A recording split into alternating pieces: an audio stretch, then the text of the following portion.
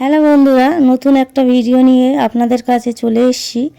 নরেন্দ্রপুর মন্দির gate mission exhibition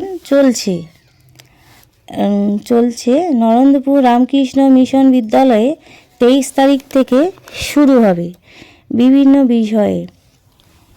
বিষয়ে exhibition চলছে। প্রতিদিন দুপুর 30 মিনিট থেকে বিকাল 5টা পর্যন্ত এক্সিবিশন দেখার এবং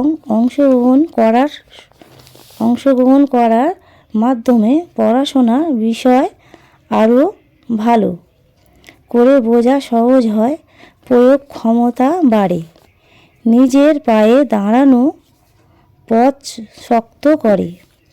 অভিভাবকরা সময় পেলে বাচ্চাদেরকে নিয়ে একটু ঘুরে আসুন।